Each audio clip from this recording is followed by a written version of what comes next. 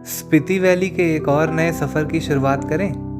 तो चलिए आज आप सभी को लेकर चलता हूँ सांगला से खाप संगम की ओर और आपको दिखाता हूँ स्पीति वैली के कुछ सबसे खतरनाक रास्तों का रूट कैसा है।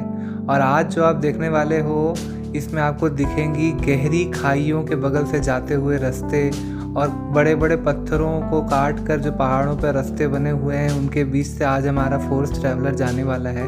तो ये सफ़र काफ़ी एक्साइटिंग और काफ़ी ख़तरनाक सा रहने वाला है। तो अपने कुर्सियों की पेटी बांध लीजिए और चलिए वीडियो को शुरू करते हैं।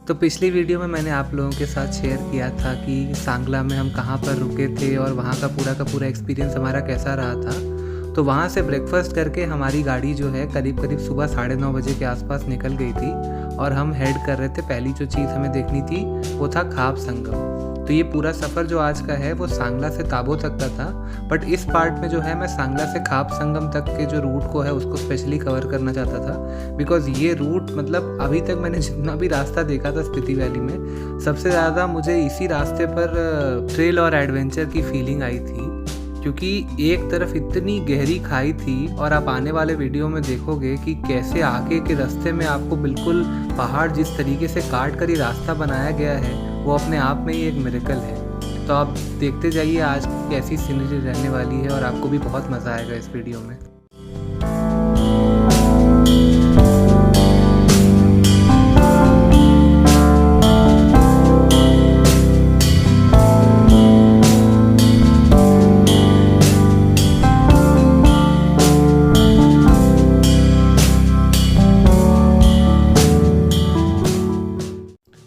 एक तरफ तो इन दूर में दिख रहे बर्फ़ से भरे हुए पहाड़, ये नज़ारे मतलब इतना एक्साइट कर रहे थे जिसकी तो आप बात ही छोड़ दो। लेकिन दूसरी तरफ जैसे ही अपनी नज़रों को मैं इस घाटी की तरफ घुमा रहा था वो सारा का सारा एक्साइटमेंट जो है वो डर में कन्वर्ट हो रहा था। बिकॉज गाड़ी हमारी बिल्कुल लेफ़्ट राइट हो रही थी। बिकॉज रास्ते यहाँ पे बिल्कुल रगेड हैं और मतलब बहुत ही थ्रिलिंग और एक्साइटिंग सी फीलिंग आ रही थी अंदर से।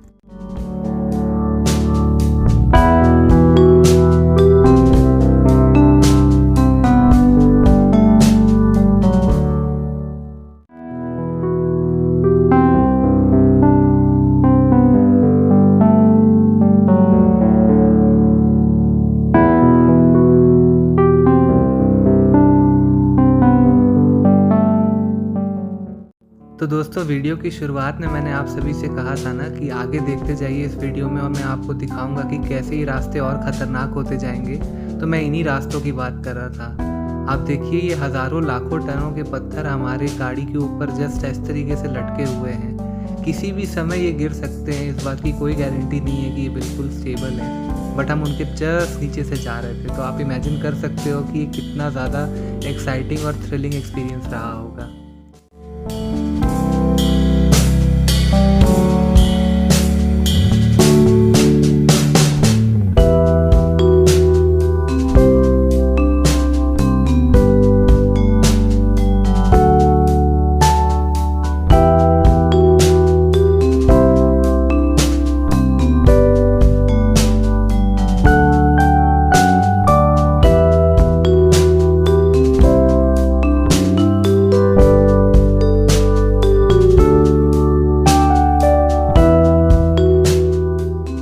पहाड़ी रास्तों की यही बात मुझे सबसे ज़्यादा खूबसूरत लगती है।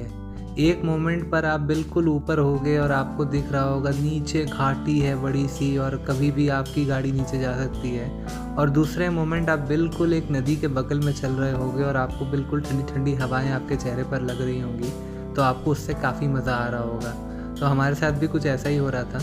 अभी हम जस्ट जो है बसपा नदी के जस्ट बगल में चल रहे थे और ये नज़ारा हमें काफ़ी अच्छा लग रहा था।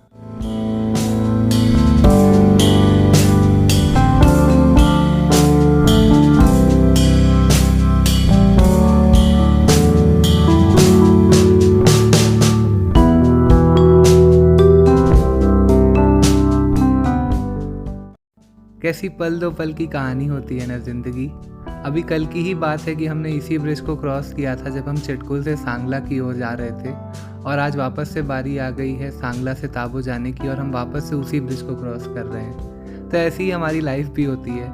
कभी हम बिल्कुल सीधे रास्तों पर चल रहे होते हैं और फिर कभी उसमें मोड़ आ जाते हैं और हमें अपने रास्ते को बदलना पड़ता है। घूमने और ज़िंदगी में ज़्यादा फ़र्क नहीं है गाइस।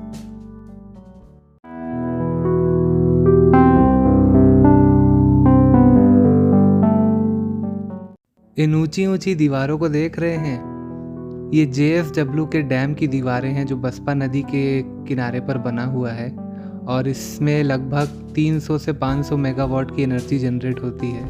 क्या विशाल मेहनत सा स्ट्रक्चर है, देखकर ही लगता है कि कितनी मेहनत से इसको बनाया गया होगा।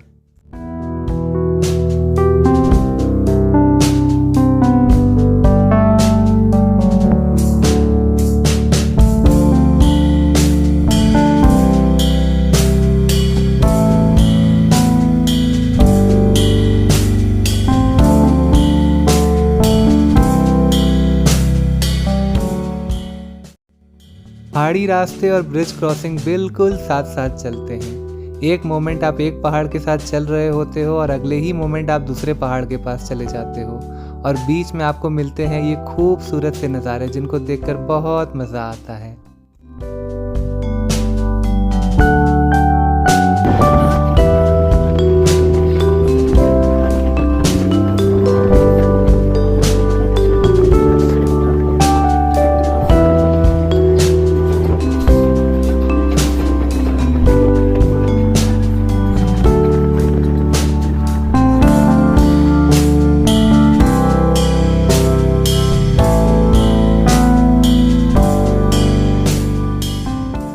इन ब्रिजेस को क्रॉस करने का एक अलग ही मज़ा होता है। आपको हर मोमेंट कुछ ना कुछ नया देखने को मिल जाता है जब भी आप एक ब्रिज को क्रॉस कर रहे होते हो। या तो आपको दूर में बसा हुआ कोई गांव दिखेगा या बर्फ़ से भरे हुए पहाड़, दोनों को ही देखकर बहुत मज़ा आता है।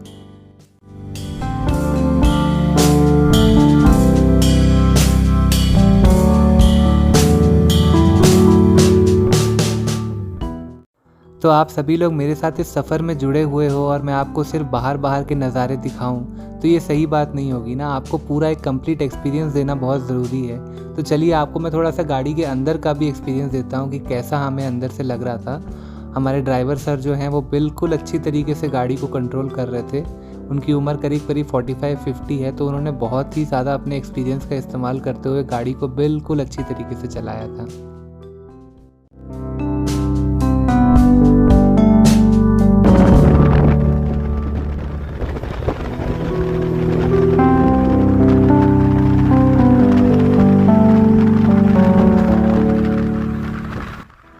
सुनिए इन हवाओं की आवाज़ों को और फील करिए अपने चेहरे पर पड़ती हुई ठंडी ठंडी हवाओं की उस सेंसेशन को जो आपको इन दूर बर्फीले पहाड़ों से आकर छू कर जा रही हो, और मज़ा लीजिए इस जर्नी का।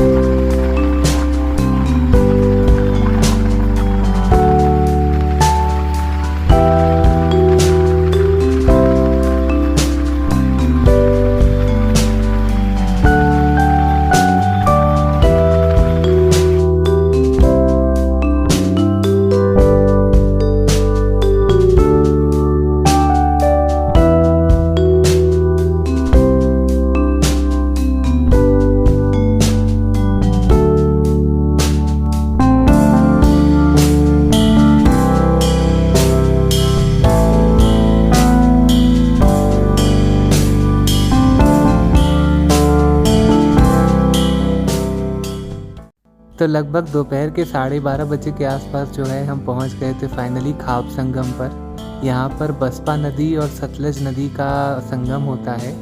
सतलज नदी जो है वो चाइना से आ रही है और बसपा नदी जो है ये हमारे भारत की ही नदी है। तो इन दोनों का संगम यहाँ पर होता है और ये खूबसूरत सा नज़ारा है जिसको आप देख सकते हो। तो कुछ ऐसा ही रहा हमारा सफ़र सांगला से लेके खाब संगम तक। जाते जाते आप सभी के साथ कुछ सिनेमैटिक पिक्चर्स भी शेयर करना चाहता हूँ जो मैंने यहाँ खाप संगम पर पहुँचने के बाद ली थी। आशा करता हूँ आपको वीडियो और ये फ़ोटोज़ देखकर बहुत मज़ा आ रहा होगा और मेरे साथ इस सफ़र में जुड़ के भी आपको अच्छा लग रहा होगा। अपनी सारी थॉट्स मुझे कमेंट सेक्शन में बताना मत भूलिएगा। मिलते हैं ऐसी किसी वीडियो में, तब तक के लिए बाय बाय।